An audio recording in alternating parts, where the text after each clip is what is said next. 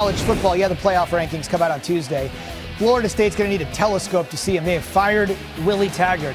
Remember the old days when coaches would get a recruiting cycle, 4 years, 3 years? How about 21 games? Crazy. How about a year and a half? $20 million buyout from the boosters who have seen enough. Clemson is just so far away. This is a program that used to dominate this league, and now they are nothing but middling, mediocre, average at best. Probably should have never left Oregon. This is really sad because this was his dream job. 9-12, one win over a ranked team, and against the teams you need to survive in the ACC, an offer against Clemson, Miami, yesterday's last straw, and the Florida Gators. Andrea Adelson knows the ACC as well as anybody. She joins us tonight here live on SportsCenter. So I mentioned it was a dream job that turned into a nightmare. Take us through how all of this developed and culminated in his firing.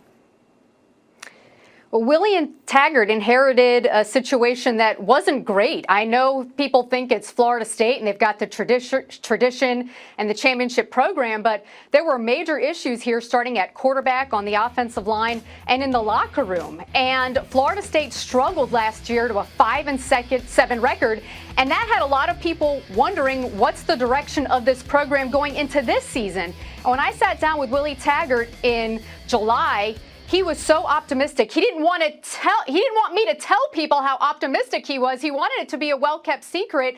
But the same issues kept plaguing this team that plagued them last year. Penalties, sacks, among the worst in the country this year and last year. There was no progress on the field. Combine that with a fan base that wasn't interested in coming to home games. Season ticket sales were lagging so far behind. Florida State was losing money there. The attendance has been bad, and the home losses have also been bad. And one of the worst home losses in school history last year to Clemson.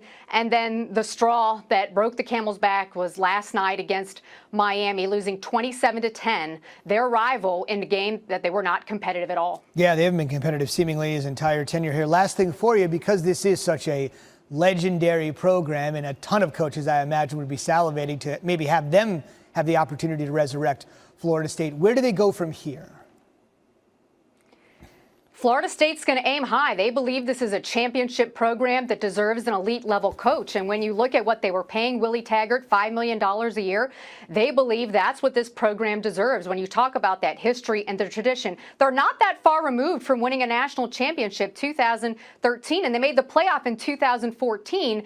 What they really need is a coach to come in here and instill some discipline, accountability, and fix the culture in the locker room, because that remains a big issue for this team moving forward. Recruiting also has been an issue. Trying to get an elite level quarterback is something that also needs to be on the agenda, but a salesman also who can bring some of the energy back to this program. The energy that we saw Willie Taggart come in here with day one has been missing now for over a year. They want to try and get this football standalone facility built. They're currently raising money for that.